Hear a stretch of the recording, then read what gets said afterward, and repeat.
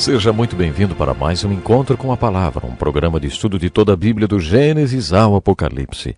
Acomode-se e acompanhe conosco mais lições contidas no primeiro livro do Novo Testamento, o Evangelho de Mateus. No último programa abordamos o ensino de Jesus a respeito do casamento registrado no capítulo 19 de Mateus e vimos que podemos fazer 3 afirmações a respeito de um casamento feito aos olhos de Deus. Deus os aproximou, Deus os uniu e só Deus pode mantê-los juntos. Jesus ensinou que um casamento aos olhos de Deus é um relacionamento providencial. No capítulo 19 de Mateus, Jesus continua seu ensino e afirma que o casamento é um relacionamento com propósito. Qual foi o propósito de Deus quando criou o casamento, hein? Em tudo com o que deparamos na vida, perguntamos, o que eu posso tirar disso para mim? Quando o homem decide se casar, geralmente ele está pensando no que aquela mulher pode dar para ele. Quando ele se convence de que a vida dele será melhor com aquela mulher, então se casa. A mulher faz a mesma coisa. Ele pensa na segurança e em tudo que vai ter com aquele homem. No geral, as pessoas entram no casamento com essa perspectiva egoísta. O que esse casamento pode me oferecer? Jesus ensinou que se você realmente quer entender o que é o casamento, deve ter a seguinte perspectiva. O que esse casamento tem a oferecer para Deus? Vamos pegar Jó como exemplo. Quando Jó passou aquela experiência se perguntando o que um homem bom pode esperar receber das mãos de Deus, o jovem Eliú apareceu na vida dele e disse, Jó, não fique aí com a mão estendida esperando receber alguma coisa. Olhe para cima e coloque as mãos de Deus no centro da sua vida. Não fique perguntando o que Deus vai colocar na sua mão. Pergunte o que você pode pôr nas mãos de Deus. Se você olhar para o alto como Jó fez, e enxergar sua vida sob a perspectiva de Deus, e considerar o seu casamento sob essa perspectiva, você vai querer saber qual é o modelo de Deus para o casamento e o que Deus tinha em mente quando criou. Aí então você vai entender por que o casamento é uma relação permanente. Existe uma coisa chamada direito dos filhos. Entre outras coisas, o casamento é o contexto que Deus planejou para que os filhos nasçam, sejam criados e preparados para enfrentar a vida nesse mundo. Se o casamento for sólido e estável, os filhos estarão mais preparados para a vida. Entretanto, se o casamento não for constante, não houver compromisso verdadeiro entre marido e mulher, de onde as crianças vão tirar esse contexto sólido necessário para serem preparadas para enfrentar a vida? Se você olhar para o casamento sob a ótica dos filhos, verá porque Jesus disse que o casamento é um relacionamento estável. O capítulo 19 de Mateus não é a única passagem da Bíblia que fala sobre casamento. Eu não acho que o texto de 1 Coríntios capítulo 7 ensine o divórcio como alguém pode pensar. Não vou entrar em detalhes agora, mas quando lemos as cartas de Paulo, observamos que há outros textos na Bíblia que falam sobre casamento e divórcio. Nesse texto, Jesus dá uma razão para que haja divórcio: a infidelidade. De acordo com Jesus, o casamento é um contrato entre duas pessoas baseado na exclusividade. Quando essa exclusividade é violada, o contrato acaba. Há pessoas que não interpretam o que Jesus disse dessa maneira. Quando estudamos o texto de 1 Coríntios, vemos que Paulo dá outras razões para que haja divórcio. Mas vamos deixar para falar mais sobre isso quando estudarmos 1 Coríntios, quando poderemos ver mais detalhadamente qual é o ensino bíblico sobre casamento e divórcio. As Escrituras afirmam que não é possível que duas pessoas sejam pais adequados sem a ajuda de Deus. Está escrito no Salmo 127, se não for o Senhor o construtor da casa, será inútil a sentinela montar guarda. Só Deus pode construir uma família. Não há como sermos pais adequados e equilibrados sem a ajuda de Deus. Jesus nos ensina que sem a ajuda de Deus jamais seremos cônjuges adequados. A não ser que Deus ajude o marido e a mulher, eles jamais passarão a vida toda juntos. Você precisa da ajuda de Deus para ser pai ou mãe ou um cônjuge adequado. A grande mensagem da Bíblia, principalmente do ensino de Jesus sobre o novo nascimento, é que jamais seremos pessoas adequadas sem a ajuda de Deus. O que nasce da carne é carne, afirmou Jesus. Portanto, não se surpreenda pelo fato de eu ter dito, é necessário que vocês nasçam de novo. Encontramos no capítulo 19 de Mateus uma história muito conhecida de todos. É a chamada história do jovem rico. Este jovem rico era um símbolo para todos, rico, respeitado e religioso. Ele procurou Jesus e disse, Mestre, que farei de bom para ter a vida eterna? Imagine alguém muito conhecido por toda a imprensa e sociedade, sempre bem vestido, cercado por assistentes, respeitado como Ronaldinho, símbolo e exemplo para todos.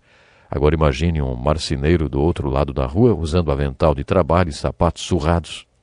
Imagine que o Ronaldinho atravessasse a rua e caísse de joelhos, sujando seu terno chique, aos pés do carpinteiro, e dissesse: "Ei, mestre, que farei de bom para ter a vida eterna?" Isso ia parar o trânsito, não? Pois foi isso que aconteceu naquele dia. Jesus era apenas um carpinteiro mal vestido que, sem nenhum status, caminhava por aí. E aí esse jovem cheio de credenciais corre até Jesus e diz: "Mestre, que farei de bom para ter a vida eterna?" Aparentemente os apóstolos estavam um pouco distantes do local da cena. Parece que eles podiam ver o que estava acontecendo, mas não podiam ouvir a conversa. Eles provavelmente imaginaram que teriam mais um apóstolo trabalhando com eles. Imagine um jovem rico, religioso, respeitado, um candidato e tanto, não? No entanto, eles viram que depois que conversou com Jesus, o moço foi embora triste. Jesus caminha em direção aos apóstolos, balançando a cabeça, e diz: dificilmente um rico entrará no reino dos céus.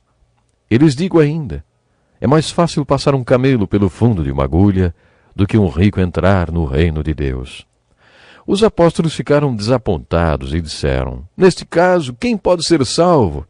E Jesus respondeu: "Para o homem é impossível, mas para Deus todas as coisas são possíveis." O que aconteceu nessa conversa? Esse jovem rico e respeitado perguntou a Jesus: "Que farei de bom para ter a vida eterna?" Jesus respondeu: "Obedeça aos mandamentos." E Jesus citou todos os mandamentos que têm a ver com o nosso relacionamento com o próximo. E o jovem disse: "A tudo isso tenho obedecido." No Evangelho de Marcos encontramos um detalhe muito interessante. Jesus olhou para ele e o amou. Jesus sentiu amor genuíno por aquele homem e o fitou com o coração comovido. Então lhe disse: "Falta-lhe uma coisa. Vá, venda tudo o que possui e dê o dinheiro aos pobres, e você terá um tesouro no céu. Depois venha e siga-me." Por que Jesus mandou o jovem fazer essas 5 coisas? Ir, vender, dar, vir e seguir? Será que essa é a única maneira de ter a vida eterna? Será que Jesus estava dizendo que devemos fazer um voto de pobreza e distribuir todas as nossas riquezas? Lendo todos os diálogos de Jesus, até poderíamos concluir isso. Mas o que Jesus estava dizendo para esse homem era que ele deveria se arrepender. Arrepender-se tem um significado diferente para cada pessoa. Para a mulher do poço, história contada no capítulo 4 de João, que já tinha tido 5 maridos e que estava vivendo com alguém que não era seu marido, arrepender-se significava colocar sua vida familiar em ordem. Foi por isso que Jesus tocou no assunto de marido quando disse que ele era a água viva. Mas para esse jovem rico, arrependimento envolvia dinheiro, porque era isso que o segurava. O dinheiro era o seu Deus, e o primeiro mandamento ordena Deus em primeiro lugar. Aparentemente, dinheiro para ele era a prioridade número 1. Para provar isso, Jesus enfoca o que significaria o arrependimento para aquele jovem. Jesus lhe lançou um desafio: livrar-se do dinheiro. Mas aquele jovem não conseguiu cumprir isso. Poderíamos chamar esse diálogo de Jesus com o jovem rico de o preço do discipulado. Qual é o preço para seguir Jesus Cristo? Quais são as implicações teológicas e as aplicações desse diálogo, hein? Não quero dizer que esse texto ensina que você só terá vida eterna se distribuir todas as suas riquezas e fazer aquelas 5 coisas. Mas, sinceramente, eu acho que esse texto nos ensina, independentemente do que implicaria o seu arrependimento, que você teria que fazer uma coisa: refletir mais uma vez. Arrependimento significa mudar de ideia, mudar de vontade. Significa uma mudança de coração e, por último, uma mudança de direção. Arrependimento significa dar meia volta e caminhar em outro sentido. Um ministro luterano chamado Dietrich Bonhoeffer ousava pregar sobre o preço do discipulado no tempo da Alemanha nazista.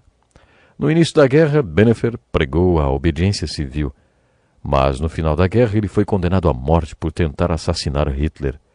Nas cartas que escreveu da prisão para sua mãe, percebemos a mudança que ocorreu nele, de obediência à desobediência civil. Ele escreveu um livro intitulado O Custo do Discipulado, no qual criou a expressão graça barata. Somos salvos pela graça, mas a graça não é barata. Não somos salvos porque distribuímos nossas riquezas. Não somos salvos porque fazemos 5 coisas, mas se formos salvos, faremos muitas coisas. Essas coisas podem ser chamadas de frutos do arrependimento.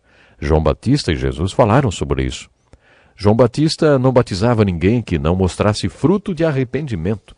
Jesus nunca prometeu salvação a ninguém sem arrependimento. Os dois, João Batista e Jesus, procuravam evidências de arrependimento na vida das pessoas. Algumas pessoas acreditam que esse jovem rico era Marcos, que escreveu o 2º Evangelho. De que maneira Marcos poderia saber que Jesus olhou para esse jovem rico tão intensamente e que o amou? Acredita-se que esse jovem rico voltou e mais tarde decidiu se arrepender. Essa conversa de Jesus com o jovem rico não trata da pergunta: que farei de bom para ter a vida eterna? Mas responde a outra pergunta: quais são as evidências do fruto do arrependimento? Preste atenção. Jesus estava sempre ensinando. Peça ao Espírito Santo que revele a você o que Jesus estava ensinando nessa conversa com o jovem rico. Não se afaste triste, não. Obedeça-o e alegre-se. Isso mesmo. Tenha prazer em servir a Deus. Tenha prazer em servir ao Senhor Jesus. Infelizmente, existem muitas pessoas que acabam muitas vezes indo à igreja, frequentando templos, enfim, por um costume. E não deve ser assim. Precisamos seguir ao Mestre com alegria, por amor, sabendo que Ele pagou um preço caríssimo para nos resgatar e para nos salvar. Nós queremos que você pense sinceramente nisso. Tome uma decisão de obedecer o Senhor Jesus e obedecer alegremente. E espero por você no próximo encontro com a palavra. Deus lhe abençoe de uma forma especial e até lá. Este é um estudo escrito pelo Dr. Dick Woodward, na voz do pastor Edson Bruno.